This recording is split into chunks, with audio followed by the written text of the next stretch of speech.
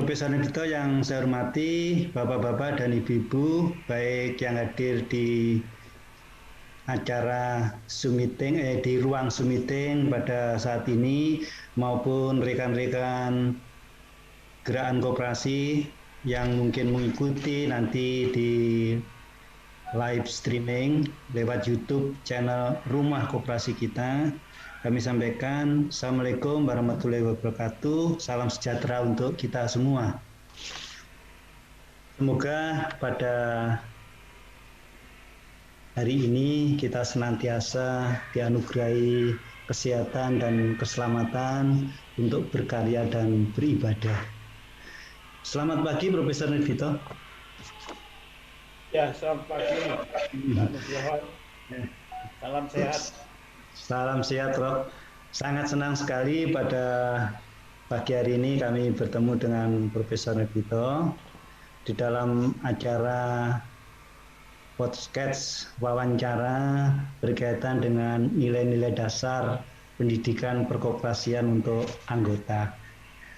Profesor Nidito yang kami hormati dan kami banggakan, sebelum kami memulai menyampaikan beberapa pertanyaan atau beberapa hal yang kami berharap khususnya juga teman-teman gerakan koperasi baik di Jawa Timur maupun seluruh Indonesia yang nantinya akan mengikuti live streaming ini, kami akan menyampaikan beberapa hal yang mungkin dengan pencerahan dari Profesor Nidito selaku pengamat sekaligus ahli pendidikan perkoperasian juga sekaligus guru besar pada Universitas Ciputra di Surabaya, kami akan mendapatkan semangat baru, inspirasi baru, pengetahuan baru di dalam rangka melaksanakan pendidikan perkoperasian sebagai salah satu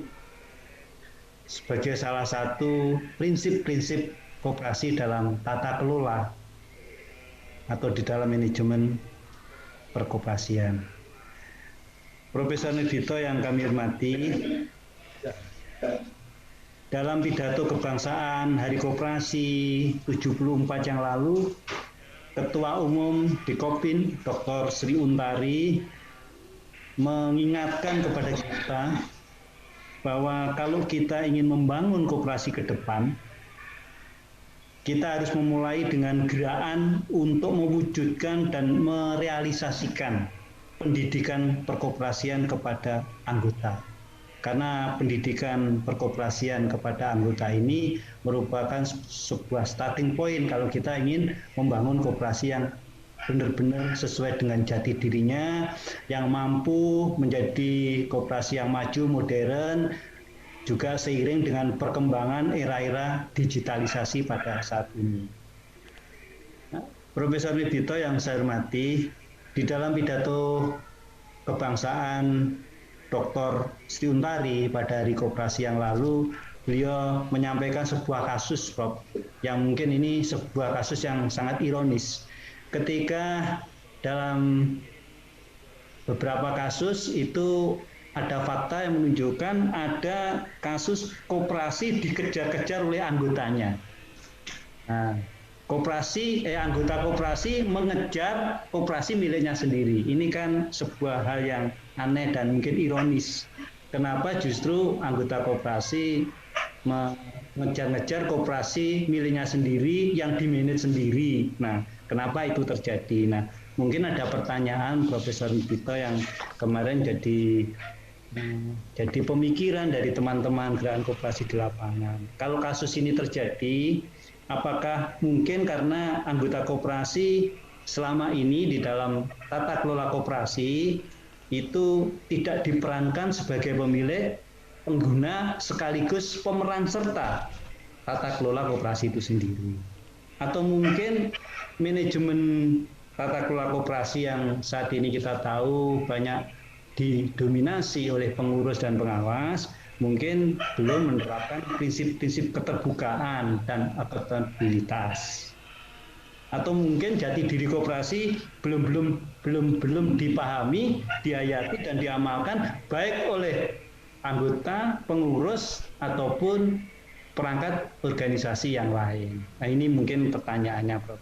Nah berkaitan dengan itu, Prof, dengan pemikiran-pemikiran yang kami sampaikan di atas, pada hari ini kami berbahagia Profesor Vito berkenan hadir untuk menyampaikan berbagi informasi nilai-nilai dasar perkoperasian yang seharusnya bagaimana kita lakukan. Yang menurut Dr. Sri Untari, kalau kita akan membangun koperasi ke depan dengan bagus, modern, berjati diri, kita memang harus memulai lagi pelaksanaan salah satu prinsip koperasi Indonesia, yaitu pendidikan.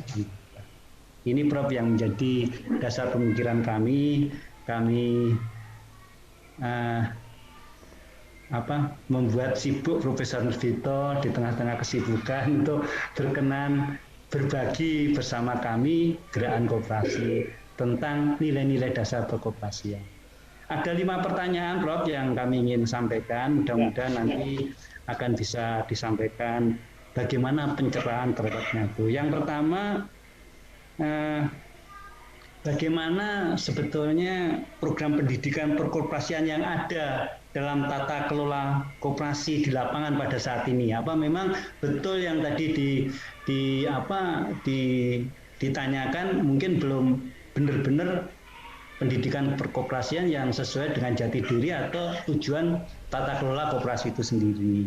Yang kedua, kalaupun itu dilaksanakan, pertanyaannya apakah materi program pendidikan perkoperasian yang utama dan mendesak di era digitalisasi ini? Jadi kalau memang harus dilaksanakan di era digitalisasi sekarang ini, apa sebetulnya materi utama yang harus dipahami oleh anggota, pengurus maupun pengawas? Itu Prof yang kami ingin sampaikan. Yang ketiga, mungkin sebagaimana kita pahami bersama, Prof, bahwa pada saat ini Indonesia itu mendapatkan bonus demografi, di mana struktur penduduk di Indonesia, khususnya di gerakan koperasi, memang kalangan milenial sudah hadir di tengah-tengah kita lah. Kalangan milenial ini bagaimana juga harus menjadi peluang ataupun menjadi kesempatan ataupun menjadi sesuatu yang berguna dalam rangka program pendidikan koperasi saat ini.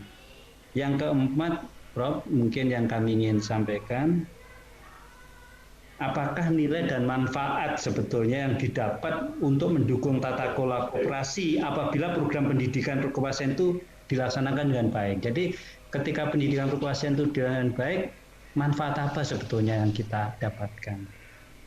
Nah, yang terakhir, Prof, sebagaimana juga kita pahami bahwa di era-era otonomi daerah pada saat ini, sebetulnya siapa yang berkompeten atau siapa yang seharusnya akan memulai atau memelopori agar gerakan pendidikan perkoperasian sebagaimana yang kami sampaikan di atas itu dimulai di masing-masing daerah, apakah di Kopindanya ataupun gerakan koperasi itu sendiri. Mungkin ini 5 pertanyaan, Prof, yang kami sampaikan. Kami mohon maaf sekali lagi kalau mungkin ada hal yang tidak berkenan di tengah-tengah kesibukan Profesor Vito yang kami tahu sangat sibuk, masih berkenan berbagi dan meluangkan waktu kepada kami gerakan koperasi. Yang terakhir, sebelum kami menyampaikan kepada Profesor Vito, kami ingin sampaikan, Prof, bahwa kami ingin juga laporkan bahwa apa yang disampaikan Profesor Vito di dalam acara ini akan di-upload atau dibagikan kepada seluruh gerakan koperasi lewat Dikopinwil Jawa Timur, baik itu untuk teman-teman gerakan koperasi di Jawa Timur maupun yang ada di Dikopinwil seluruh Indonesia. Mudah-mudahan dengan pencerahan ilmu yang disampaikan Profesor Vito itu akan menginspirasi dan membuka pikiran kami bagaimana pendidikan koperasi ke depan, khususnya di era-era digitalisasi ini. Mungkin ini yang kami dapat sampaikan sebagai pengantar. Selanjutnya kami persilakan Profesor Vito. Matur nuwun. Baik, terima kasih Pak Nugroho. Gimana, suara saya cukup keras ya? Bagus, Prof, diterima jelas. Oke. Diterima jelas, Prof. Diterima ya. Jadi Bapak-bapak, Ibu-ibu, saudara-saudara sekalian, yang pada umumnya mereka ini adalah dari kalangan gerakan koperasi atau mereka-mereka yang bersimpati ya terhadap apa yang dicita-citakan oleh gerakan koperasi. Selamat pagi, salam sejahtera. Semoga kita selalu diberkati oleh Tuhan yang Maha Esa. Amin. Jadi yang pertama yang saya ingin sampaikan ya, saya merasa mendapat kehormatan karena dalam kesempatan ini saya diberi kesempatan untuk ya sekedar kita mengkomunikasikan, mendialogkan, men-sharekan tentang apa-apa yang paling tidak dihadapi oleh koperasi di dalam kaitan untuk perjuangannya bagi kepentingan kehidupan anggota masyarakat dan bangsanya. Ya terutama ya saat sekarang ini di jajaran gerakan koperasi juga sedang menghadapi tantangan yang tidak ringan, yaitu pandemi COVID-19 yang paling enggak dari apa yang saya amati di lapangan ini membuat gerakan koperasi harus betul-betul mampu untuk melakukan upaya-upaya agar dirinya tidak mengalami hal-hal yang tidak diharapkan. Jadi mampu bisa bertahan dan bahkan harapannya nanti mampu bangkit kembali dalam kaitan untuk melayani kepentingan anggotanya. Baik, saya ingin merespon apa yang tadi dipertanyakan oleh Pak Nugroho dengan diberi pengantar sedikit dan menyampaikan 5 butir pertanyaan. Jadi menurut saya apa yang tadi disampaikan oleh Pak Nugroho itulah paling tidak cukup ya dari apa yang nanti akan kami coba untuk kami sampaikan dalam jawaban yang mudah-mudahan bisa mengena atas pertanyaan yang tadi disampaikan, dan saya kira itulah yang mari kita cermati karena itu semua memang sangat penting bagi koperasi agar koperasi nanti bisa berkembang secara berkelanjutan dalam kaitan dengan cita-cita yang ingin diwujudkan untuk tidak saja membawa kesejahteraan bagi anggotanya, tapi juga kesejahteraan masyarakat pada umumnya dan tidak lain dan tidak bukan untuk koperasi Indonesia. Ya akhirnya diharapkan ya koperasi itu menjadi sarana untuk pencapaian cita-cita kemerdekaan, yaitu untuk mewujudkan masyarakat yang adil dan makmur. Bapak, Ibu, dan saudara-saudara sekalian, jadi dari pengantar Pak Nugroho tadi disampaikan tentang apa yang disampaikan oleh Bu Sri Untari dalam pidatonya, pidato kebangsaannya, bahwa ada satu fenomena yang ironi ya, di mana justru ya koperasi itu ya tampil yang begitu sangat mengecewakan dari sudut anggota, yaitu istilahnya koperasi dioyak-oyak oleh anggotanya. Artinya bahwa segala hal yang pada dasarnya menjadi tanggung jawab dari koperasi untuk memberikan pelayanan yang baik pada anggota itu tidak bisa diwujudkan, sehingga anggota merasa kecewa dan istilahnya tadi ngoyak-ngoyak.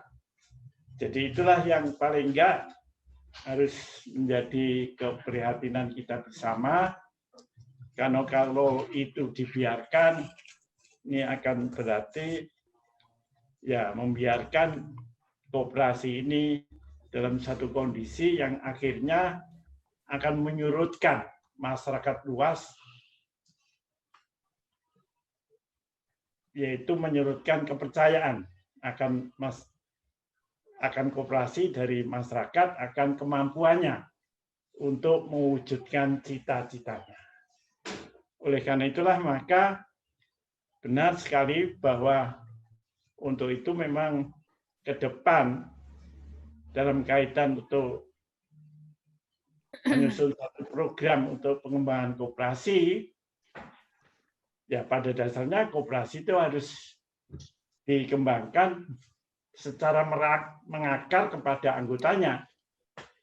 Nah, untuk itulah maka kami akan menyampaikan, men-share screen yang akan kami tayangkan sebagai titik tolak yang nanti akan kami berikan suatu ulasan tentang hal-hal yang terkait bahwa intinya koperasi itu adalah merupakan gerakan pendidikan di bidang ekonomi. Jadi bicara mengenai koperasi itu omong kosong kalau tidak melaksanakan pendidikan. Pendidikan adalah sarana bagi pemberdayaan koperasi. Jadi melalui pendidikan itulah maka koperasi akan bisa mewujudkan apa yang menjadi cita-citanya. Cita-citanya koperasi itu adalah mampu menjadi wadah untuk memecahkan masyarakat bersama anggota. Nah, untuk ini tidak mungkin kalau anggota itu tidak disapa melalui pendidikan. Lalu bagaimana kebijaksanaan pendidikan di kalangan insan koperasi dalam hal ini akan saya share. Jadi hakikat koperasi itu dari, oleh, dan untuk anggota itu harus menjadi dasar dari kebijaksanaan pengembangan koperasi agar koperasi itu betul-betul koperasi yang tetap menegakkan jati dirinya. Jadi artinya pengembangan usaha yang dilakukan itu satu pengembangan usaha yang tetap mendasarkan anggota itu sebagai kekuatan utamanya. Nah, oleh karena itulah maka dalam kaitan ini memang pendidikan khususnya bagi anggota itu menjadi kunci daripada keberhasilan pengembangan koperasi di masa depan. Jadi adanya kejadian anggota ngoyak-ngoyak koperasi itu tidak lain ya karena ya koperasi itu sudah ada gap gitu ya dalam pengelolaannya dengan anggota. Artinya anggota itu merasa tidak ikut memiliki koperasi dan akhirnya anggota itu pada dasarnya hanya sebagai penikmat saja, tapi dia juga tidak merasakan sebagai pemilik, sehingga begitu harapan untuk menikmati fasilitas yang diberikan koperasi tidak dipenuhi, akhirnya mereka ya, melampiaskan ketidakpuasannya melalui ya tindakan-tindakan yang cenderung tidak kita harapkan, yaitu ngoyak-ngoyak koperasi. Nah, oleh karena itulah guna mencegah adanya kejadian seperti itu, maka kembalilah pada pakem koperasi bahwa intinya kekuatan utama pada koperasi itu terletak pada anggota, di mana anggota-anggota secara nyata berperan sebagai pemilik, pengendali, dan pengguna. Oleh karena itulah ini bisa. Saya akan mencoba untuk ini men-sharekan apa-apa yang tadi sudah kami sampaikan sebagai berikut. Isabel, bisa dilihat ya? Belum. Oh, belum ya, beda. Yang mana? Sudah, Prof, sudah bisa ya, dilihat. Ya, mulai Ya. jati diri. Ini. Nah ini, ya ini, Oke. ya.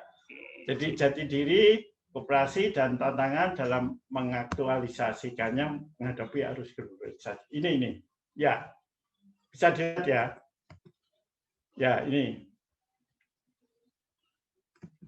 ya, ini di era global, di mana iklim dunia usaha semakin kompetitif, ya dengan catatan saat sekarang masih menghadapi pandemi, ya intinya ya bagi koperasi tidak bisa lain harus mampu bersaing, dan untuk itu memang agar mampu bersaing ya profesionalisme dalam pengelolaan koperasi harus ditingkatkan, dan peningkatan profesionalisme ini tidak lain adalah meningkatkan kualitas SDM. Nah, berbicara mengenai kualitas SDM, maka SDM koperasi itu terdiri dari ya anggotanya harus menjadi inti, kemudian pengurus, pengawas, dan kawan, yaitu yang menangani pengelolaan usaha koperasi. Jadi intinya profesionalisme pengelolaan koperasi merupakan tuntutan dan sekaligus tantangan dalam memasuki era sekarang ini. Oke, terus. Nah, membangun koperasi ya menghadapi berbagai ancaman tadi. Itu ada ancaman, ada gangguan, ada hambatan dan tantangan. Ya, jadi ya sekarang ini gangguannya ya terus terang ya dengan pandemi ini ya koperasi menghadapi gangguan ya, di mana ya adanya PPKM darurat kemudian level 4 ini ya boleh dikata koperasi juga tidak bisa sepenuhnya bebas dalam mengembangkan kegiatan-kegiatan yang paling enggak ya ini akan mengganggu ya apa yang akan diharapkan dari koperasi terutama dari anggotanya. Ancaman saya kira jelas, jadi ancaman ini justru ya dari pengalaman kami selama ini ya ancaman koperasi itu internal, terutama dari SDM-nya sendiri. Jadi ancaman-ancaman dari anggota-anggota sendiri maupun dari pengurus maupun manajemen ini selalu saja dihadapi oleh koperasi. Hambatan dari kualitas SDM-nya, dan tantangan ya sekarang ini tantangan di era global, di mana ya paling enggak tantangan ini harus mampu diantisipasi. Terus.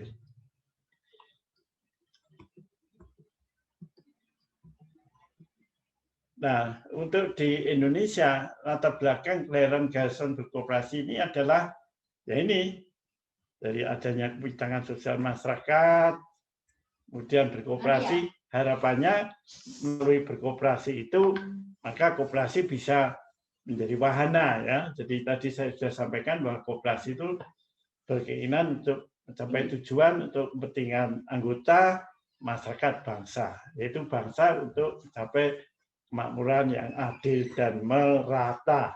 Terus.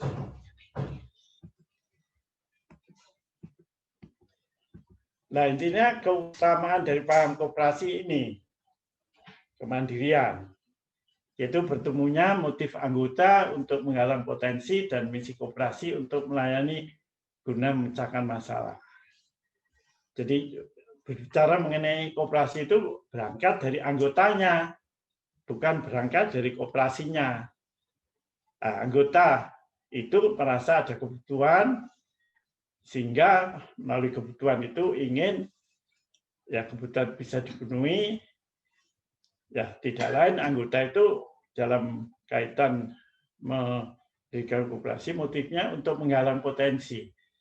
Karena anggota secara orang per orang akan lemah, tidak akan mampu mengatasi masalahnya. Jadi misalnya ini kalangan peternak gitu ya, sapi perah gitu ya. Jadi kalau kalangan peternak sapi perah berusaha sendiri-sendiri, rasanya tidak akan mampu bisa mengembangkan diri. Nah, dia mengharapkan bisa berkembang, Nah, untuk itulah mereka harus menyadari bahwa melalui kerjasama dengan anggota yang lain lewat wadah koperasi, maka mereka akan bisa mampu secara bersama-sama memecahkan masalah mereka. Oleh karena itulah anggota itu motifnya adalah untuk menggalang potensi.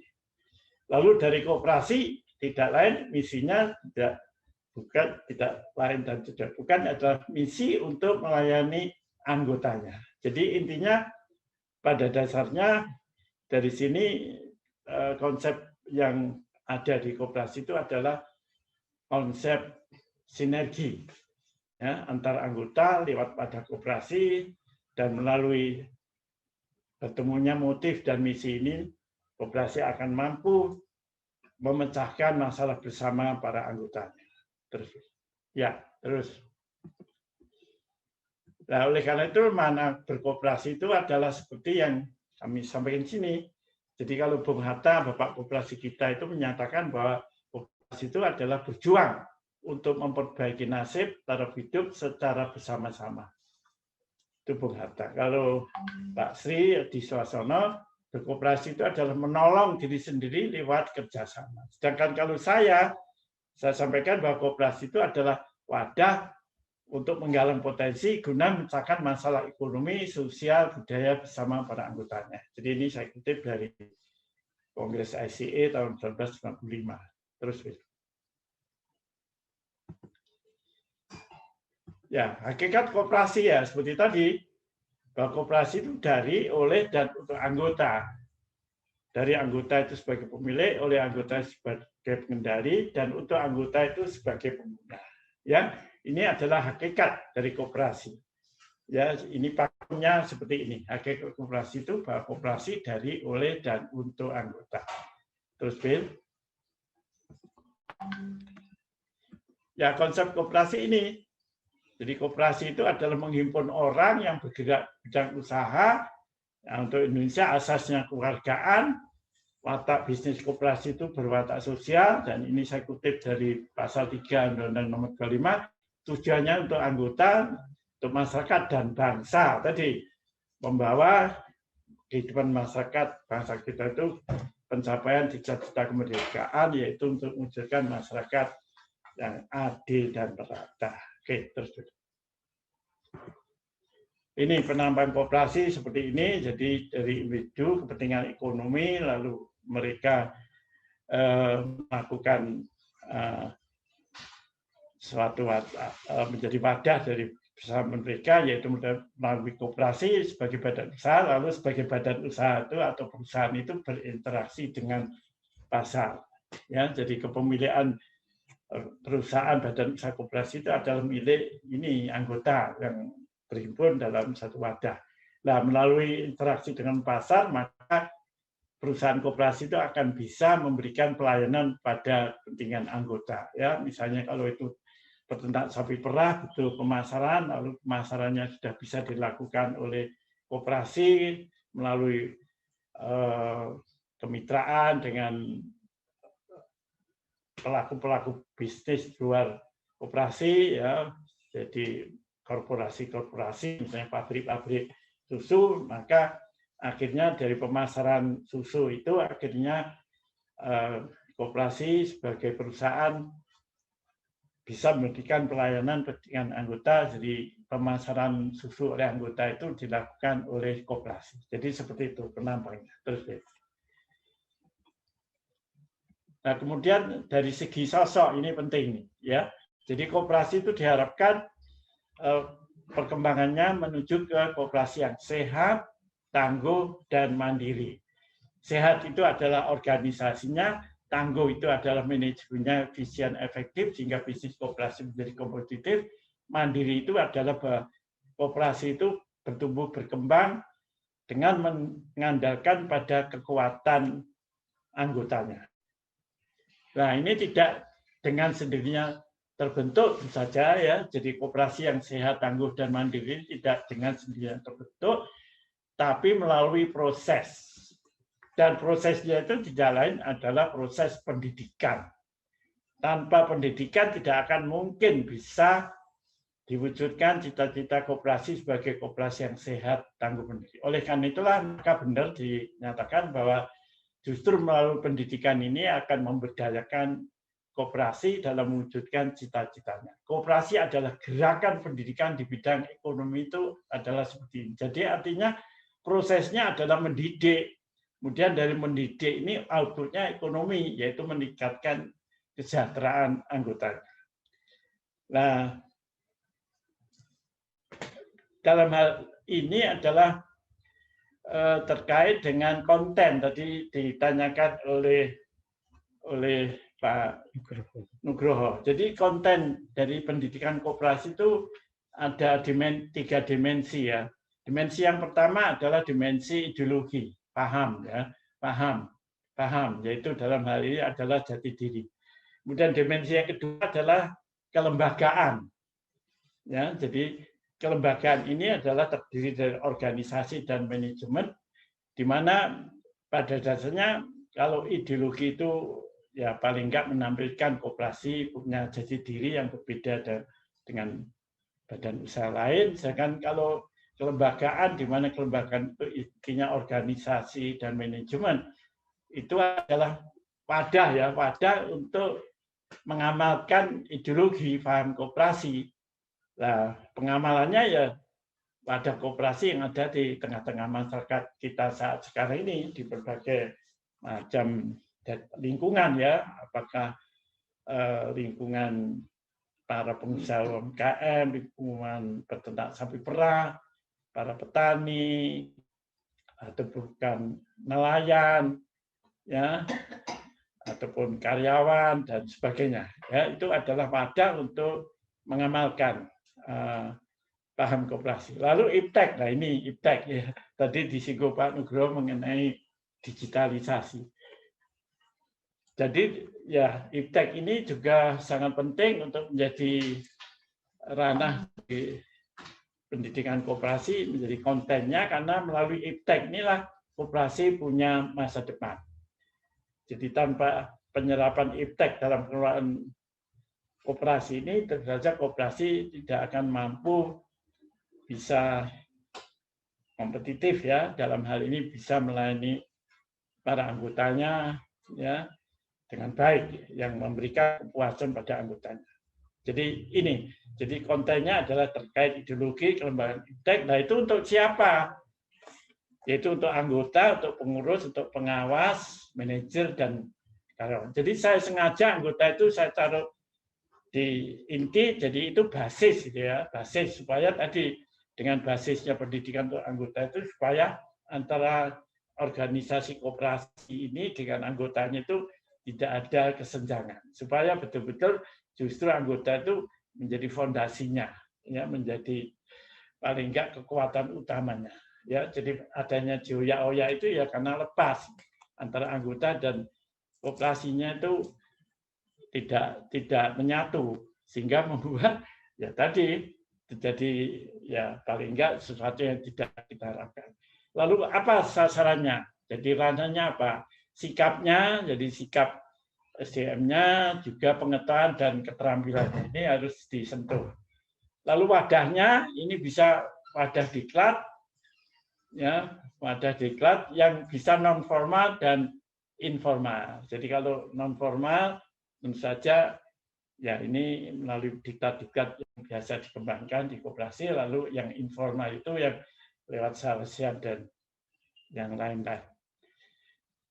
Jadi dalam hal ini kalau bicara mengenai koperasi itu ya tadi lingkaran yang pertama ini adalah jati diri.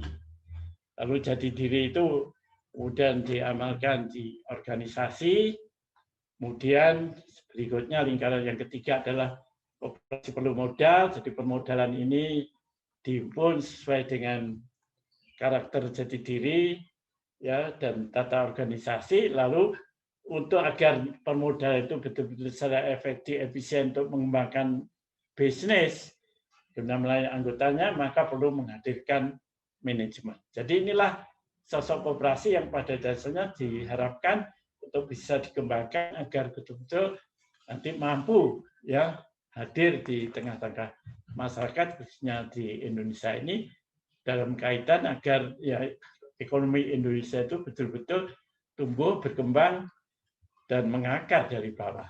Terus, Bill. Nah, kalau ini satu pengertian, saya kira ini biasa, ini kita lalui. Terus nilai-nilainya ini, ya tadi kan nilainya, ini nilai jasa, nilai etis, ini prinsip-prinsip ini keanggotaan sukarela, pengendalian, partisipasi, silakan. Terus ini dari Undang-Undang Nomor 25, saya kira kita semua sudah paham. Terus landasan asas tujuan. Nah ini tujuannya koperasi bertujuan memajukan kesejahteraan anggota pada khususnya dan masyarakat pada umumnya serta ikut membangun tatanan perekonomian nasional dalam rangka mewujudkan masyarakat yang maju, adil, dan makmur bersengkembang. Jadi betul-betul koperasi Indonesia itu punya tugas-tugas yang sungguh sangat luhur dan mulia. Terus ini prinsip koperasi Undang-Undang Nomor 25, saya kira ini. Terus, nah ini internalisasi jati diri ini penting ya. Jadi pengertian itu dalam otak, ya, yaitu mengarahkan sebagai wacana menjadi koridor mengenai pengertian koperasi itu apa tadi ya, kumpulan orang dan selanjutnya. Kemudian nilai-nilai dalam hati, perasaan, yaitu untuk diamalkan, dan yang ketiga prinsip-prinsip. Jadi intinya bahwa berkoperasi harus melakukan upaya agar jati diri itu terinternalisasikan pada SDM-nya. SDM ya tadi ada anggota, ada pengurus, pengawas, dan kalangan manajemen. Yaitu ditanya dia itu memahami tentang apa pengertian koperasi seperti tadi, lalu nilai-nilainya yang tadi yang 7 dan 3 tadi, kemudian juga prinsip-prinsip. Jadi prinsip-prinsip itu ada di kaki dan tangan, yaitu tindakan, mengetahui, dan pelaksanaan. Terus,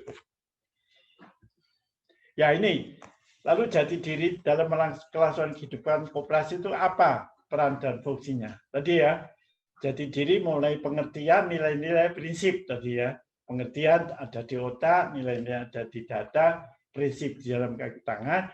Nah, harapannya melalui internalisasi tadi, melewati pendidikan pelatihan, yaitu bahwa jati diri itu menjadi pedoman dan sikap perilaku dari anggotanya. Ya, tadi. Jadi yang namanya nilai-nilai tadi betul-betul diamalkan oleh semua SDM koperasi, baik anggotanya, pengurus, pengawas, dan pihak karyawan. Ya, jadi menjadi pedoman, sikap, dan perilaku. Lalu yang berikutnya yang penting, bahwa jati diri itu menjadi dasar dari segala pengambilan keputusan, baik mulai keputusan dari pemegang kekuasaan yaitu rapat anggota maupun keputusan dari pengurus dan juga keputusan dari pihak manajemen. Dan akhirnya ya harapannya melalui internalisasi jati diri lewat menjadi pedoman, kemudian menjadi pengambil keputusan dan budaya ini ya membuat ya intinya koperasi itu akan mampu berkembang ya, mewujudkan apa yang menjadi koperasi yang sehat, tangguh, dan mandiri. Terus bangga. Ya, terus. Terus. Ya. Ya. Ya, nah, dalam hal ini saya ingin memberikan peringatan mengenai jati diri. Jadi hukum ada hukum 2 jangan sampai, yaitu mengenai jati diri. Jangan sebelah kiri karena jangan sampai jati diri itu menghambat kemajuan koperasi. Ya, jadi kita sebaiknya jangan menjadi seorang idealis dalam koperasi karena ya ini terlalu mengugemi jati diri begitu rupa sehingga intinya alergi terhadap hal-hal yang baru yang terkait dengan pengembangan teknologi. Misalnya dalam hal ini kita menolak di kalangan koperasi itu digitalisasi. Ini ya jangan sampai ya, karena dari pihak yang berpaham sebelah kiri ini menganggap bahwa digitalisasi itu bisa mengundang satu kerawanan, yaitu mencabut akar koperasi dari jati dirinya. Nah, ini. Nah, seperti ini saya kira ya jangan sampai ya, karena kalau seperti ini ya koperasi itu akhirnya ya statis, tidak bisa berkembang dengan baik. Sebelah kiri jangan sampai jadi diri menghambat kemajuan koperasi, itu jangan kita menjadi seorang idealis, tapi juga jangan sebelah kanan. Jangan sampai kemajuan usaha itu mengabaikan jati diri koperasi. Jadi kita menjadi pragmatis.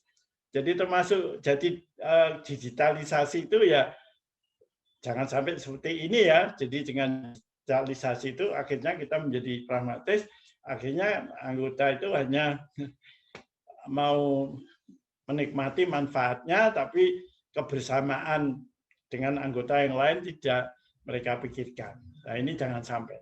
Nah, yang kita harapkan itu sebagai anggota koperasi itu atau insan koperasi itu kita adalah seorang yang realis, idealis.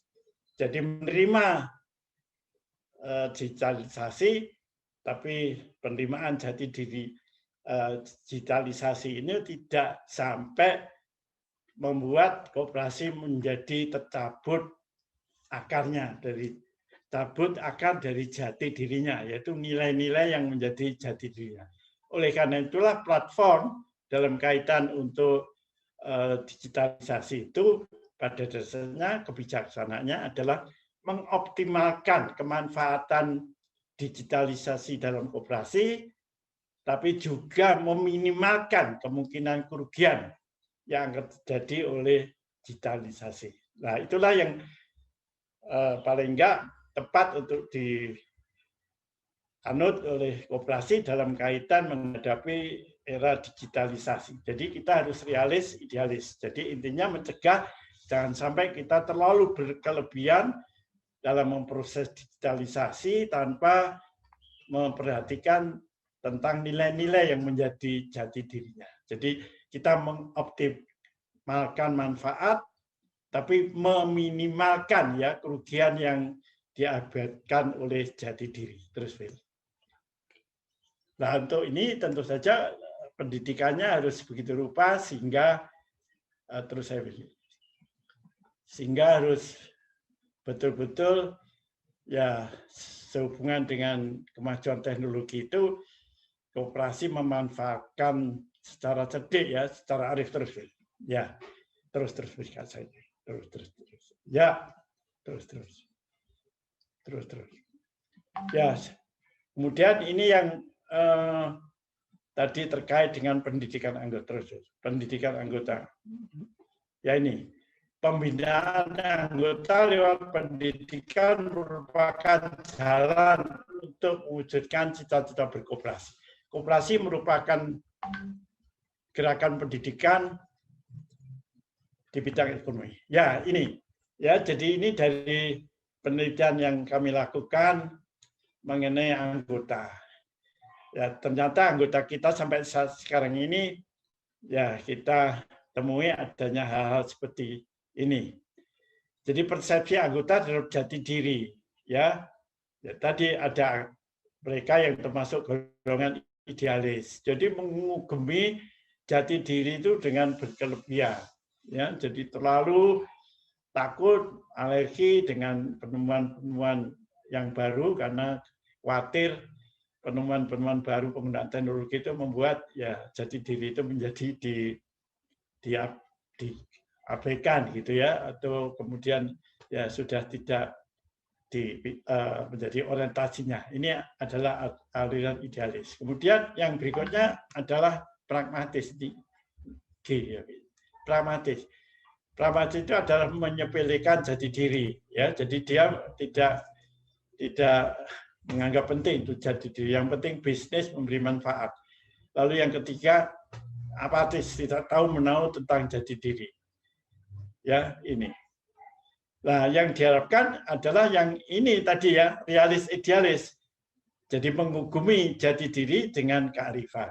Ya, jadi yang benar ya, itu adalah kita ini menjadi anggota yang realis, idealis, kita mengugemi jati diri, tapi dengan kearifan. Jadi seperti tadi soal digitalisasi, kita menerima digitalisasi, tapi jangan sampai dengan digitalisasi ini tercabut akarnya nilai-nilai dari jati diri koperasi.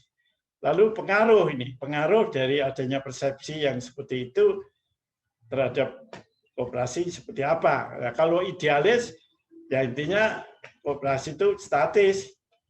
Ya, 10 tahun yang lalu kecil, ya sekarang tetap statis, tetap kecil, tidak ada kemajuan. Kalau yang kedua adalah pragmatis, menyeleweng. Jadi koperasi sudah bukan lagi koperasi, hanya sekedar nama. Jadi sudah koperasi sudah menyeleweng dari koridornya. Lalu apatis, koperasi ngelimpruk, tidak berdaya. Nah, kita harapkan bahwa anggota itu idealis tadi, pengaruhnya terhadap koperasi menjadi dinamis, besar, tidak nyeleweng, dan bergas, ya, energik. Nah, inilah yang kita harapkan. Ke depan ini koperasi ini harus betul-betul berkembang secara dinamis, besar, tidak nyeleweng, dan bergas. Nah, untuk inilah maka anggotanya harus punya tadi terhadap jati diri, dia realis dan idealis. Nah, untuk ini perlu pendidikan tentu saja, perlu pendidikan terus, perlu pendidikan. Nah, sedangkan motif menjadi anggota seperti ini harusnya yang benar-benar sesuai dengan jati diri. Yang pertama, bercita-cita untuk menggalang potensi, ya, karena memang koperasi ada untuk menggalang potensi. Ini kita sebut dengan kader, ya, anggota kader pelopor. Tapi ternyata di dalam kenyataan di lapangan, ya, kita temui adanya ini motifnya bertujuan, yaitu untuk memperoleh manfaat saja. Dia sebagai pengikut saja. Kemudian ada yang ketiga ini yang lebih rendah lagi nih levelnya, berpamrih untuk memperoleh fasilitas, pengekor, ya. Kemudian yang keempat, berpetualangan karena hanya ikut-ikutan. Ini, ya, anggota ini kalau dibedah motif-motifnya bisa kita ketemui adanya 4 kategori. Nah, bagaimana perilakunya? Nah, ini kita temui bahwa yang pertama kader pelopor. Jadi dia memiliki kearifan. Nah, perilakunya tentu saja memiliki kearifan itu akan membuat koperasi maju. Jangan kalau sebagai pengikut ini menuntut-nuntut saja. Ya, saya di lapangan banyak saya temui menuntut-nuntut, kalau di rapat anggota itu menuntut saja. Nah, ini yang membuat melemahkan koperasi. Kemudian yang ketiga, pengekor. Ini menodong, terpurukkan koperasi. Jadi kalau anggota tidak merasa dilayani dengan baik, sudah langsung emosi gitu, ya, emosi sudah acuh terhadap koperasinya. Inilah membuat, ya, koperasi menjadi terpuruk. Dan yang keempat, pengambang, ragu-ragu, mereka ini merapuhkan, ya, ini. Jadi terhadap anggota itu ada beberapa kategori seperti ini. Oleh karena itu ke depan hal-hal seperti ini harus dicermati dalam kaitan untuk agar betul-betul menjadikan anggota itu menjadi kekuatan utama dalam pengembangan koperasi di masa depan. Terus, Bill. Nah, oleh karena itu strategi pelaksanaan diklatnya harus seperti ini. Basisnya adalah anggota, kemudian penunjangnya adalah pengurus, pengawas, dan manajer dan karyawan. Ini strategi pelaksanaan diklatnya. Terus, nah, diklat SDM koperasi ini pesertanya, materinya, hasilnya ini. Ada anggota, pengurus, pengawas, fungsionaris, pengurus, pengawas, tenaga profesional, manajer karyawan, dan pembina. Nah, materinya dimensi masalah, ideologi tadi, 5 lingkaran berlapis tadi, lalu dimensi iptek itu partisipasi anggota, kewirausahaan, dan keterampilan kejuruan. Hasilnya kompetensi dan kualifikasi anggotanya, fungsionarisnya, tenaga profesional, dan pembina. Fungsionarisnya adalah pengurus dan pengawas. Terus, nah, ini orientasi diklat, ini ada pendidikan, pelatihan, dan penyuluhan. Kalau pendidikan, tumpuannya pengetahuan keterampilan, pelengkapnya sikap, nilai, kehendak, kemauan. Kalau pelatihan, keterampilan, pengetahuan, dan pelengkapnya sikap, nilai, kehendak, kemauan. Penyuluhan, sikap, nilai, kehendak, kemauan, dan pelengkapnya pengetahuan keterampilan. Ini platformnya. Terus, Nah ini sekarang mengenai pentingnya pendidikan anggota. Ya, ada rasionalnya, teoritis ya. Nilai-nilai tadi kan bahwa anggota ini adalah kekuatan utamanya koperasi. Lalu strateginya yaitu menjadikan anggota sebagai kekuatan utamanya. Ya praktiknya, ya umumnya anggota itu masih kurang memahami tentang jati diri koperasi. Sehingga intinya ya tadi ada yang menuntut, ada yang menodong dan sebagainya, ada yang mengambang. Sehingga intinya justru ya koperasi belum didukung oleh anggota sebagai kekuatan utamanya yang membuat ya koperasi belum bisa mampu berkembang secara optimal. Ini pentingnya pendidikan anggota.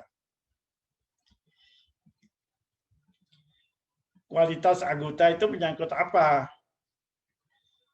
Ya, jadi kualitas anggota itu menyangkut unsur pribadi, menyangkut pola sikapnya, pola pikirnya, dan pola tindak, dan unsur penguasaan ilmu dan teknologi mencakup pengetahuan, kemampuan, dan menyangkut unsur pribadi, pembinaan anggota tertuju kepada perubahan bertahap pada sikap, pola pikir, dan pola tindaknya. Dan menyangkut unsur penguasaan iptek tertuju meningkatkan penguasaan anggota meliputi pengetahuannya, kemampuan, dan keterampilannya. Kemudian perubahan unsur pribadi dan peningkatan penguasaan iptek oleh anggota pada akhirnya akan menciptakan iklim yang memungkinkan tampilnya peran sentral anggota sebagai sumber kekuatan koperasi sebagai pemilik, pengendali, dan pengguna ini.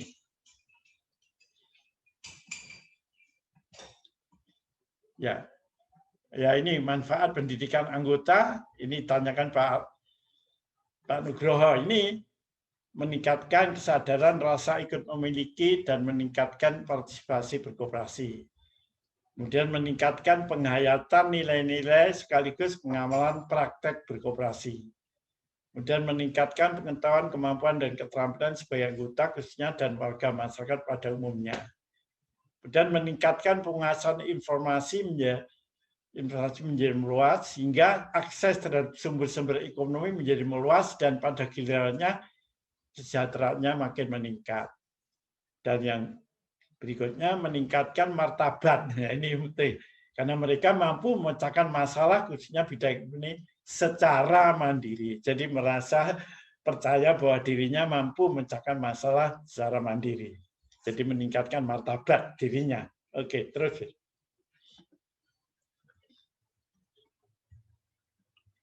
Nah, sekarang manfaat pendidikan anggota. Karena ini tanya Pak Nugroho ini. Bagi kelembagaan koperasi apa? Jadi A, koperasi menjadi mampu mengaktualisasikan jati dirinya. Dan pada akhirnya akan membuat koperasi menjadi berjaya dalam mensejahterakan anggota.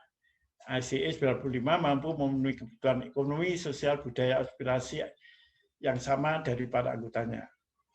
Lalu berdayanya koperasi akan meningkatkan citra koperasi di tengah masyarakat. Ini yang penting, ya, agar kepercayaan masyarakat terhadap koperasi semakin meningkat. Ya, jadi membangun koperasi itu membangun kepercayaan, ya, membangun kepercayaan masyarakat terhadap koperasi. Lalu bagi masyarakat apa? Jadi kehadirannya akan dinikmati oleh anggota masyarakat berupa tersedianya lapangan kerja dan peningkatan pelayanan bisnis yang bermanfaat serta dapat menjadi mitra bisnis yang saling menguntungkan. Ya, jadi koperasi bisa menjadi mitra bisnis. Jadi seperti yang saya alami di lingkungan koperasi peternak sapi perah Setia Kawan Nongkol Jajak, ya betul-betul bisa menjadi mitra bisnis yang handal dengan perusahaan korporasi, yaitu Indolacto dalam ini. Bisa memasok ya bahan baku susu ya kepada pabrik ini, Indolacto, dan beberapa tempat lainnya di lingkungan koperasi peternak sapi perah. Kemudian B, kehadirannya mampu memberdayakan ekonomi rakyat dan pada akhirnya dapat menciptakan integrasi sosial ini menuju pencapaian cita-cita kemakmuran yang adil dan merata. Tadi yang sudah bahwa pada dasarnya akhirnya untuk bangsa yaitu tercapainya cita-cita kemerdekaan untuk mewujudkan masyarakat yang adil dan merata. Jadi betul-betul sangat luhur dan mulia ini ya. Pendidikan anggota itu misi-misinya betul-betul sangat menantang tapi sekaligus sangat luhur dan mulia. Terus nah ini, jadi potensi masalah pendidikan anggota itu seperti ini. Ya, jadi tadi SDM-nya anggota yang tadi bagaimana motivasinya, tadi persepsinya, sikapnya, pikirnya dan tindakan. Lalu ini masukannya, kemudian non formal, informal tadi wadahnya seperti itu. Lalu instrumentalnya adalah kualitas anggotanya, kualitas perangkat organisasi, permodalan fase pembinaan, lalu lingkungannya seperti apa. Nah, ini dipengaruhi oleh lingkungan, yaitu domestiknya, perundang-undangannya, kebijakan pemerintahnya, stabilitas politik, ekonomi, dan sosial budaya masyarakat. Lalu yang mondial, yaitu globalisasi, kemajuan teknologi, terutama dalam hal ini ya digitalisasi. Jadi inilah satu pendekatan sistem dari pendidikan khususnya anggota dalam kaitan dengan hal yang terkait dengan pendidikan anggota sebagai basis dalam melaksanakan kebijakan pendidikan koperasi ini.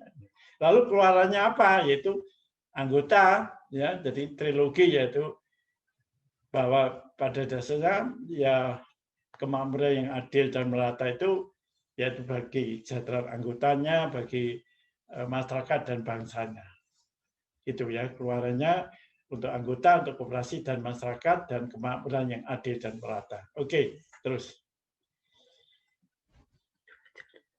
Jalur pendidikan anggota seperti ini tadi, non formal, informal. Nih, non formal, informal. Nah, kalau yang jalur non formal lewat diklat bisa konvensional, bisa campuran, bisa inovatif, bisa partisipatif. Jadi model yang konvensional adalah yang ceramah, gitu ya. Belajar dari pemandu, ini yang banyak masih dilakukan. Lalu berikutnya yang campuran, ceramah dan diskusi, belajar dari pemandu disertai keagam peserta. Kemudian yang berikutnya diskusi kerja, kelompok simulasi, inovatif, partisipatif, belajar dari keaktifan peserta difasilitasi oleh pemandu. Seperti ini. Ya, jadi ini model pendekatan pembelajaran. Terus,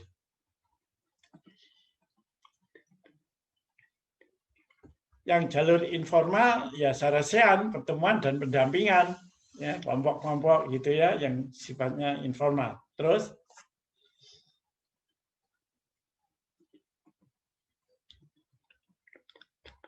kalau yang sarasean adalah konvensional, peran aktif pemandu.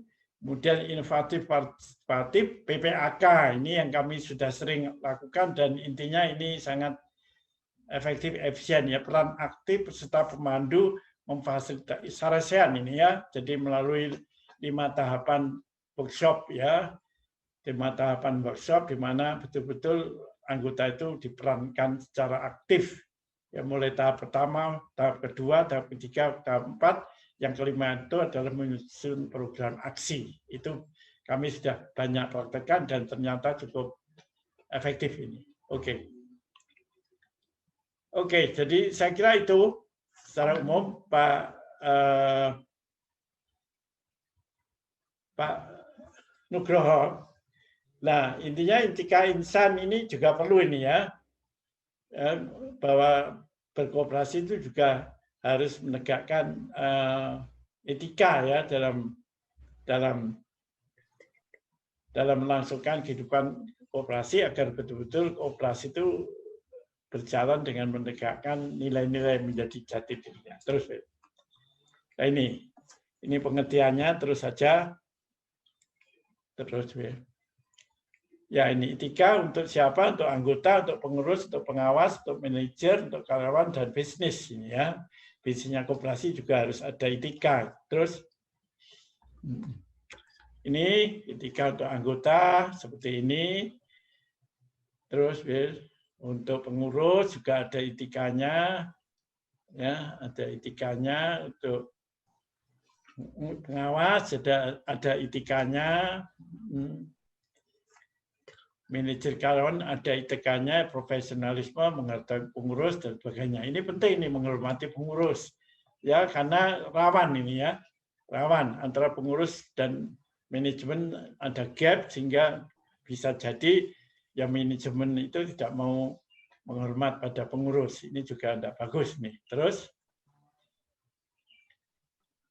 bisnis ini etikanya ada bisnis inti, penunjang, pendukung dan selanjutnya. Terus pejabat juga ada etika, ya pimpinan instansi ada etika, terus ya. Ini keunggulan koperasi ini, ya, melalui koperasi ini semua, terus paradigma baru, ya jatuh bangunnya koperasi di tangan manajemen. Maju mundurnya koperasi di tangan anggota. Berkembangnya koperasi tergantung adanya sinergi antara ini manajemen dan anggota untuk memanfaatkan peluang yang ada di lingkungan. Ya, jadi koperasi itu bisa jatuh ya karena manajemen yang nggak benar. Tapi kalau mau maju koperasi harus maju mundurnya di tangan anggota. Lalu berkembangnya koperasi tidak ingin hanya maju tapi juga berkembang. Ini harus ada sinergi antara manajemen dan anggota untuk memanfaatkan peluang yang ada di lingkungan. Terus, nah tuntutan kualifikasi seperti ini. Jati diri harus menjadi fondasinya, anggota yang partisipatif, pengurus yang visioner, manajer yang profesional, nah kemudian membuat bisnis yang kompetitif, yang mampu untuk hadir ya di tengah-tengah masyarakat dan bisa diharapkan untuk bisa hadir di tengah-tengah bisnis dunia. Terus ini postur SDM koperasi seperti ini. Ini ya. Jadi dalam kaitan ini koperasi ini harus betul-betul ya SDM-nya punya integritas, punya komitmen, dan punya kapabilitas. Itu dari segi sosok ya. Sosoknya harus punya integritas, punya komitmen, ada kapabilitas. Lalu dari segi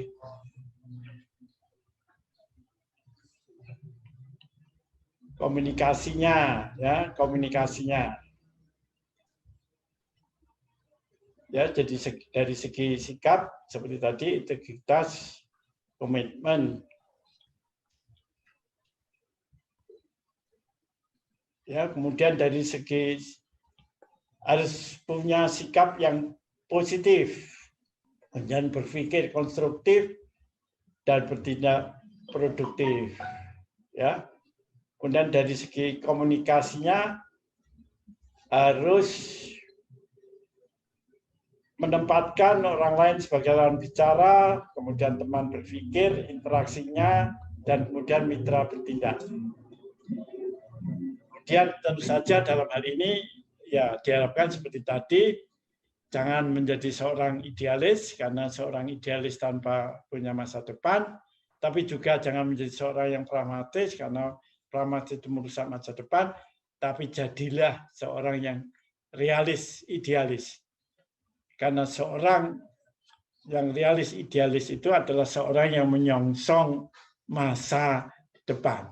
Ya, jadi seorang yang menyongsong masa depan itulah yang diharapkan, yang dimiliki oleh koperasi atas sumber daya manusianya, baik oleh anggotanya maupun pengurus pengawas maupun karyawan yang bergerak di bidang manajemen. Terus,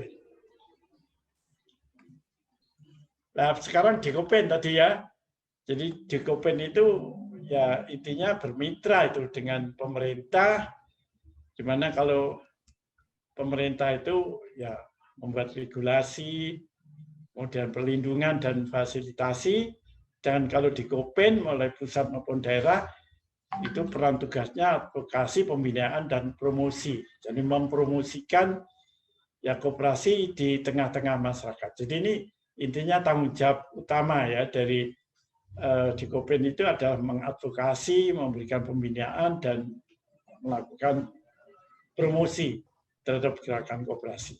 Gitu. Terus,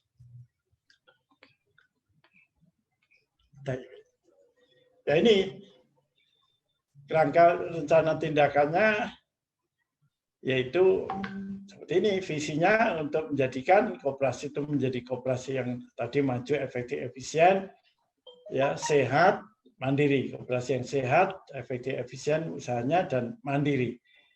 Berputarnya 5 lingkaran berlapis, jadi diri organisasi permodalan manajemen bisnis, misinya memprofesionalkan dengan basis nilai, strateginya adalah menjadikan anggota sebagai kekuatan utama.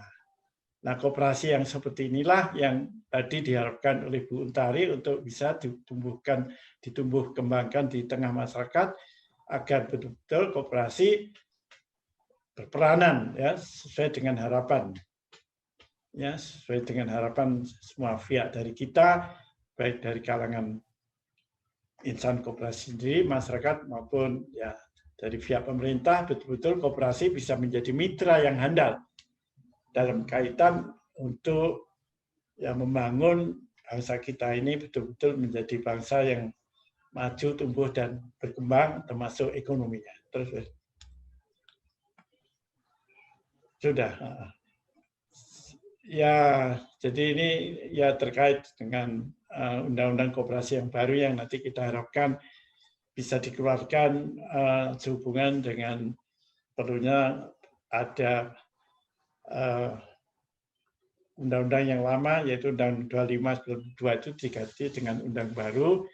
Jadi sesuai dengan apa yang tadi sudah saya sampaikan, maka harusnya seperti ini. Punya visi apa, pengembangan usaha dengan tetap menegakkan jati dirinya, lalu misinya memberdayakan SDM berbasis anggota, memantapkan kelembagaan, mengembangkan usaha, lalu memprofesionalkan pengelolaan operasi, kemudian memandirikan. Nah, aspeknya ini yang paling enggak ini perlu ditambahkan, yaitu ada aspek SDM, aspek peran pemerintah, aspek hukum, dan peran di Kopin. Dan inilah yang membuat koperasi ke depan di Indonesia menjadi koperasi sehat, tangguh, dan mandiri, ya mudah-mudahan melalui dikeluarkannya undang-undang koperasi yang sesuai dengan tuntutan dan tantangan zaman pada saat sekarang. Oke.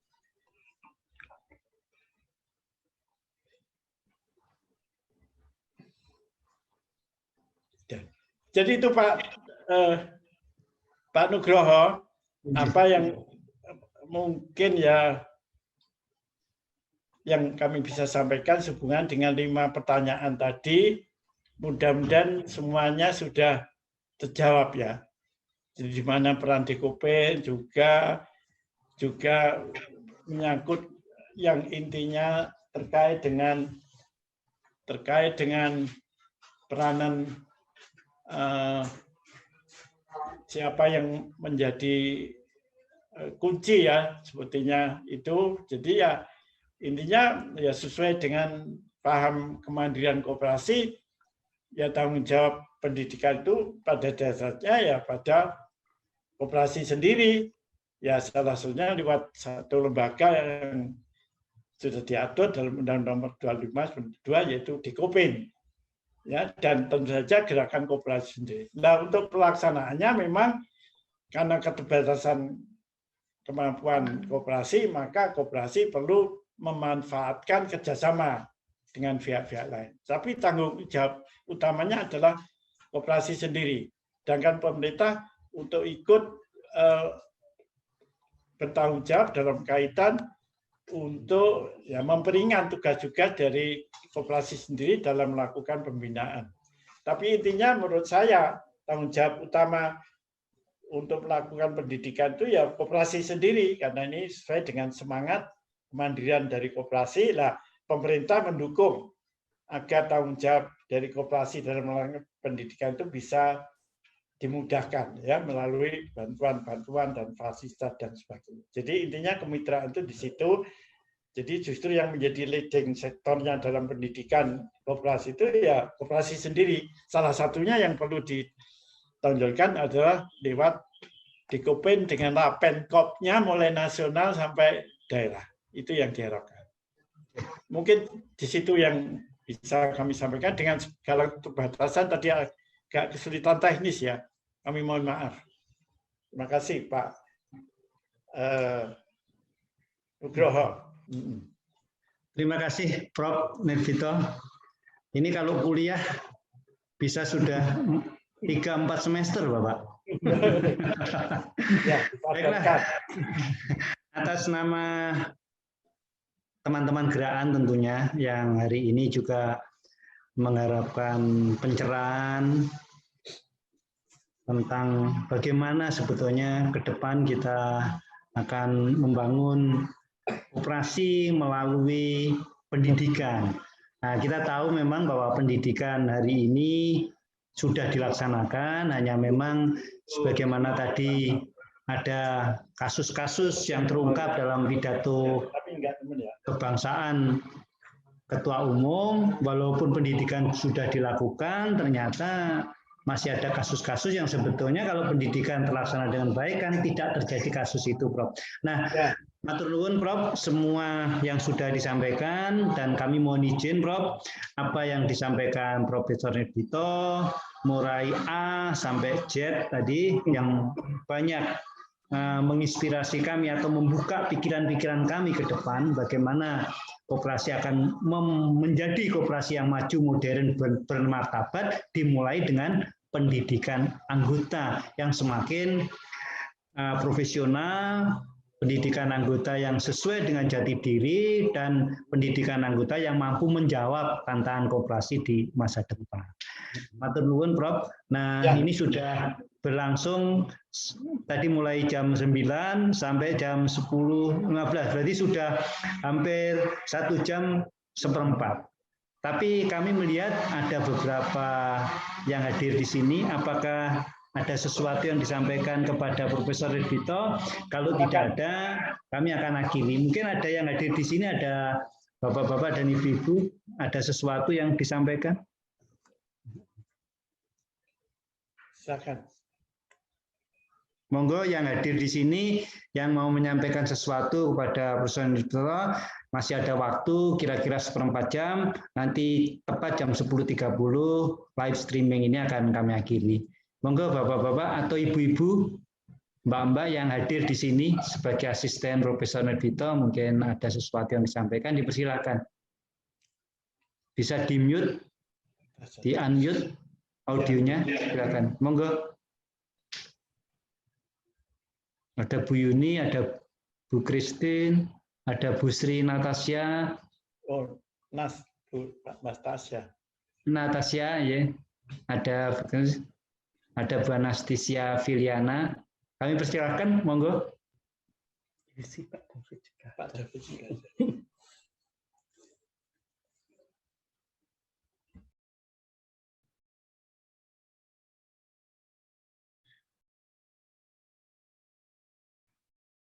Tidak ada bapak-bapak, ibu-ibu yang mengikuti dalam Zoom. Dan kami mohon izin Profesor Nervito, tadi di dalam chat di YouTube ada beberapa rekan yang mungkin ada di YouTube Bapak, di YouTube Prof, itu meminta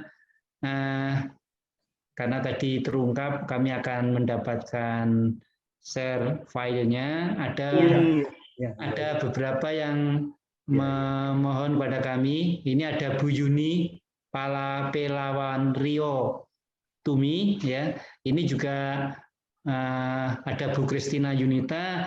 Ini kalau diizinkan Prof akan memohon file tadi, dan file ini mungkin akan bisa disampaikan ke kami, nanti akan kami share, kami forward kepada ibu-ibu ataupun pada rekan-rekan gerakan koperasi yang lain yang melalui Zoom meeting mungkin ingin mendapatkan atau mempelajari lebih lanjut semua ide, gagasan maupun ilmu dari Profesor Erdito. Mohon izin nanti bisa kami mendapatkan. Boleh, nanti segera kita kirim. Ke WA kami, Prof. Nanti kami Ya, izin bisa. kami share. Ya, nanti kita kirim. Ya, biar di-share mereka yang membutuhkan. Silakan. Tadi Mbak Tasya. Ya, Prof. Ada, Prof. Nah, ayo, Mbak Tasya gimana? Ada Baik, pertanyaan Mbak Tasya? ya, Untuk terima kasih atas kesempatannya Prof. Nirbito dan Pak Nugroho. Punten Pak, saya memperkenalkan diri dulu. Saya adalah muridnya Prof. Nirbito. Saya banyak belajar koperasi dari Prof. Nirbito yang memperkenalkan saya koperasi itu sejak tahun 2014, ya, Prof. Nah, kebetulan berkat ilmu dari Prof. Nirbito, saat ini kami di Universitas Ciputra, khususnya di Fakultas Manajemen Bisnis, kami sudah memiliki koperasi. Namun koperasi kami ini masih bergerak di bidang simpan pinjam, begitu Pak Nugroho dan Bapak Ibu sekalian. Prof, yang ingin saya tanyakan atau lebih tepatnya sharing, Prof. Ya. Di masa-masa pandemi COVID-19 ini, peran koperasi itu begitu nyata dan sangat dirasakan oleh anggota, khususnya di koperasi kami, di Koperasi Niat Mulia, di mana koperasi ini benar-benar bisa menjadi solusi bagi masalah keuangan yang dihadapi oleh anggota. Namun yang ingin saya tanyakan di sini kepada Prof. Nirbito, mohon masukannya Prof, bagaimana cara ataupun apa yang harus kami lakukan selaku pengurus sehingga kami ini bisa mengembangkan koperasi di mana saat ini pun kita tahu banyak sekali aplikasi-aplikasi simpan pinjam online yang juga memfasilitasi masyarakat gitu. Jadi jika masyarakat butuh pinjaman, kalau sekarang kan beberapa platform begitu, kalau mau minjem itu tanpa jaminan, cukup foto di depan KTP sendiri, uang langsung cair begitu. Nah, kami sendiri kalau di koperasi tetap memperlakukan beberapa syarat dan ketentuan berlaku untuk anggota meminjam begitu, Prof. Jadi apa ini Prof tips yang bisa kami lakukan supaya anggota ini juga tetap peduli dan ketika ada masalah ekonomi itu tetap datang ke koperasi sehingga daya tarik koperasi ini tidak kalah bersaing dengan platform digital yang memberikan pinjaman dengan bunga yang lebih murah dan cara yang praktis. Kalau di koperasi kan kita ada syarat 3 kali jumlah simpanan. Itulah besarnya pinjaman yang bisa dipinjam oleh anggota.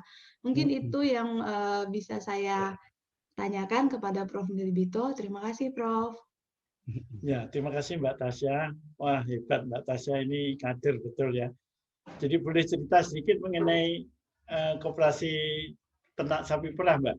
Di Nongko Jajar gimana? Selama ini Mbak Tasya kan ikut serta dalam kaitan dengan kegiatan pengabdian ya. Universitas Ciputra terhadap KTSP ini. Gimana?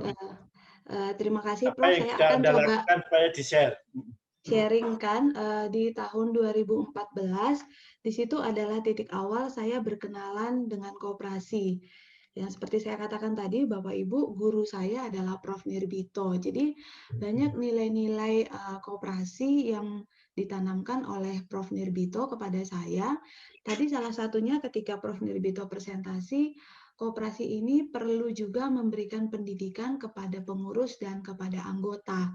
Nah, ini benar-benar saya rasakan di tahun 2014 sampai sekarang, Bapak Ibu, kami Universitas Ciputra itu melakukan MOU dengan koperasi KPSP Setiakawan Nongko Jajar.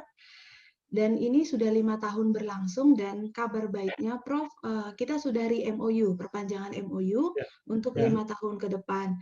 Yang kami lakukan dengan tim KPSP Setiakawan Nongko Jajar adalah kami hadir sebagai fasilitator, teman berdiskusi, teman untuk belajar bersama, mencari solusi atas masalah yang dihadapi oleh koperasi KPSP Setiakawan. Jadi kami itu Bapak Ibu mendampingi mulai dari level pengurus, level manajemen, sampai ke anggota dan istri dari anggota peternak sapi. Jadi ibu-ibunya juga kita berikan sharing ilmu, dan sekarang yang sedang giat-giatnya dilakukan oleh Koperasi Setia Kawan adalah anak dari peternak. Jadi boleh dikatakan Universitas Ciputra ini benar-benar totalitas untuk Koperasi Setia Kawan Nongko Jajar. Feedback yang dirasakan oleh Koperasi Setia Kawan, benefit yang dia rasakan itu, satu, pola pikir dari anggota sudah berubah. Yang dulu anggota itu merasa ada gap antara pengurus dengan anggota, sekarang mereka sudah seperti yang dikatakan Prof tadi, mereka merasa pemilik bagian dari koperasi. Rasa cinta dan loyalitasnya tinggi sekali terhadap Koperasi Setia Kawan. Lalu dari sisi capaian moneter atau angka, kita bisa melihat omset di koperasi itu sudah naik 2 kali lipat dibandingkan tahun 2014, ya Prof. Jumlah anggota pun itu meningkat signifikan karena ada istilah getok tular. Anggota yang sudah merasa cinta dengan koperasi dilihat oleh penduduk sekitar yang tadinya tidak mau menjadi anggota koperasi, sekarang dengan sukarela mendaftarkan diri dan berperan aktif sebagai anggota koperasi. Jadi anak-anak yang tadinya memandang sebelah mata profesi orang tua sebagai peternak, memilih untuk bekerja di kota, itu pun sekarang berangsur-angsur sudah beralih ingin menjadi peternak. Namun inovasi yang dilakukan Koperasi Nongko Jajar, mereka melakukan susu organik. Jadi mereka mengembangkan varian unit bisnis yang baru, susu organik, di mana susu organik ini akan dieksekusi oleh peternak milenial, atau bisa kita katakan anak-anak dari peternak yang merupakan anggota koperasi generasi ketiga. Jadi dengan hadirnya Universitas Ciputra, Koperasi Setia Kawan juga mulai membuka lini bisnis yang baru. Perbaikannya itu bisa kita lihat dari muncul bisnis kafe yang ada di Pandaan. Mungkin Bapak Ibu kalau ke Pandaan itu bisa lihat ada satu kafe susu, itu milik Koperasi Setia Kawan, dan itu mereka buka setelah kita bekerja sama. Jadi mereka mindset bisnisnya semakin terasah dan mereka semakin sadar apa saja potensi yang mereka miliki. Minimarket di Koperasi Setia Kawan yang tadinya omsetnya, saya tidak etis ya Bapak Ibu menyebutkan omset, nah namun saya bisa katakan setelah ada bantuan dari Universitas Ciputra, khususnya ahli retail kita, Prof. Utami dan Pak Theophilus, waktu itu omset mereka itu bisa meningkat 100 kali lipat. Jadi inilah capaian-capaian yang dimiliki oleh Koperasi KPSP Setia Kawan Nongko Jajar, unit bisnisnya bertambah, omsetnya bertambah, dan saya dapat info dari teman-teman di sana, pandemi ini tidak menurunkan omset mereka, bahkan mereka tetap sejahtera. Artinya koperasi hadir memberikan beras 30 kilo kepada setiap keluarga peternak, dan mereka masih baik-baik saja begitu Bapak Ibu. Jadi memang saya bisa belajar ketika kondisi ekonomi krisis 98 begitu kan, yang bisa menyelamatkan adalah UMKM. Namun yang harus kita sadari bersama juga, ketika pandemi COVID-19 ini muncul, maka kooperasilah sebagai salah satu unit bisnis yang tetap tangguh, dengan catatan anggota tetap loyal kepada kooperasinya, dan pengurus tetap harus mau belajar, mendengarkan apa yang dibutuhkan oleh anggota, dan juga memiliki komitmen yang cukup kuat untuk mengembangkan koperasi. Mungkin itu Prof. Nirbito dan Bapak Ibu yang bisa saya sharingkan. Terima kasih. Oke, Mbak Tasya. Lalu tadi yang ditanyakan mengenai koperasi niat mulia. Jadi justru kok tidak usah khawatir ya Mbak Tasya ya, karena pada dasarnya anggota koperasi kita ini koperasi yang betul-betul berangkat dari kesadaran anggota bahwa mereka itu betul-betul butuh berkooperasi secara bersama-sama. Jadi biar aja di luar ada tawaran-tawaran yang macam-macam, ya tinggal anggota seperti apa. Tapi saya yakin anggota kita itu tidak akan melupakan koperasi kita. Jadi kalau toh mereka tergiur oleh tawaran dari luar, ya siapa tahu nanti di belakang hari ternyata ya mereka itu akan mengalami paling enggak mungkin kerugian ya, karena mungkin dari pihak yang menawarkan tidak bisa memberikan ya perwujudan terhadap janji-janjinya. Jadi seringkali ya karena anggota tidak tahu persis siapa mereka, dia hanya menangkap dari tawaran-tawaran yang kelihatan menarik, 1-2 kali masih bagus, tapi ya enggak tahu selanjutnya ternyata mereka nggak jujur, akhirnya mereka akan kecewa. Jadi menurut saya, Ibu nggak usah khawatir sebagai pengurus terhadap adanya hal itu. Saya yakin anggota masih akan tetap loyal. Nah, untuk itulah maka sebaiknya sering-seringlah koperasi kita itu menyelenggarakan ya, gathering lah dengan anggota untuk menyampaikan tentang hal-hal terkait dengan perkembangan keadaan koperasi kita pada mereka, sehingga betul-betul mereka itu betul-betul merasa tergugah bahwa dirinya itu betul-betul sebagai orang yang diharapkan mampu menjadi kekuatan utamanya. Dirinya itu adalah betul-betul sebagai pemilik, pengendali, dan pengguna. Dan melalui hal inilah koperasinya akan maju, dan kalau koperasi maju, ya mereka akan mendapat manfaat, kesejahteraan yang meningkat. Jadi nggak usah khawatir Mbak Tasha ya mengenai apa yang dikhawatirkan oleh Mbak Tasha. Biar saja mereka menawarkan, kita lihat aja anggota gimana loyalitasnya pada koperasi. Oke, tapi saya puaslah dengan perkembangan koperasi Niat Mulia ini di bawah kepemimpinan Bu Tasha. Saya salut terhadap apa yang dilakukan Bu Tasha ini. Terima kasih Mbak Tasha, tadi juga sharingnya mengenai apa yang telah dilakukan oleh Universitas Ciputra terhadap koperasi peternak sapi perah Setia Kawan Mangko Jajar sebagai mitra dalam kaitan untuk pengabdian dari Universitas Ciputra. Terima kasih. Salam sehat Mbak Tasha. Salam sehat, Prof. Saya yang terima kasih sudah dikenalkan dengan koperasi. Terima kasih Pak Nugroho atas kesempatan dan acara ini. Saya berharap acara ini tidak selesai di sini, Bapak Ibu, karena kalau tidak kita, siapa lagi yang menyelamatkan ekonomi bangsa. Jadi menurut saya koperasi ini bukan produk yang usang, bukan produk yang lama, tapi ini adalah kearifan ekonomi yang dimiliki Indonesia, yang seharusnya kembali kita gaungkan untuk menyelamatkan ekonomi bangsa. Sekian dari saya, Bapak Ibu, Pak Nugroho, terima kasih. Terima kasih Profesor Nisvito, Mbak Tasya, dan ibu-ibu serta rekan-rekan sekalian. Nah, baik yang ada di ruang Zoom ini maupun yang mengikuti di live streaming YouTube channel Rumah Koperasi kita. Profesor Nisvito yang kami hormati, ada ungkapan dari Bob Tutupoli, seorang penyanyi, ketika dia menjadi host sebuah acara, waktu jualah yang harus memisahkan kita gitu. Nah, mungkin berangkat dari situ kami ingin sampaikan mohon maaf karena memang space waktu yang disediakan di ruang ini terbatas. Jadi sudah 1,5 jam. Kami mohon izin Profesor Nisvito dan Bapak-bapak dan Ibu-ibu, kami akan mengakhiri acara podcast ataupun wawancara pada hari ini, dan atas pesan Mbak Nastasia tadi, pasti acaranya akan berlanjut. Dewan Koperasi Indonesia Wilayah Jawa Timur tentunya akan tetap mengagendakan acara-acara bagaimana kita bisa berbagi tentang perkoperasian agar kita semakin paham apa itu koperasi, agar kita semakin bersemangat bahwa dan yakin bahwa lewat koperasi itulah kita bangun ekonomi keluarga, ekonomi gotong royong sebagaimana amanat konstitusi.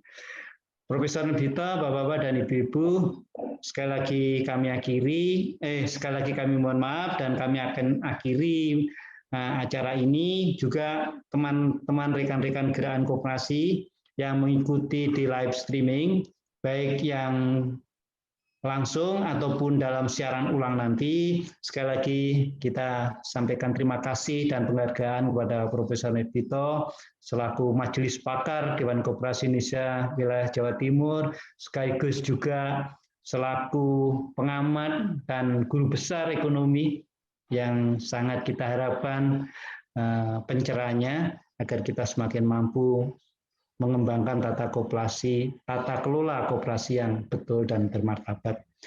Rekan-rekan sekalian, seluruh anggota gerakan koperasi, kalau ada sesuatu yang akan disampaikan, kami akan bersedia menyampaikan kepada Profesor Nisvito, dan sumbang saran, pemikiran maupun komentar yang lain dapat disampaikan lewat kolom komentar di YouTube Rumah Koperasi kita. Profesor Nisvito, Dan rekan-rekan sekalian, kami akhiri. Terima kasih sekali lagi Prof. Puji Tuhan kami sampaikan.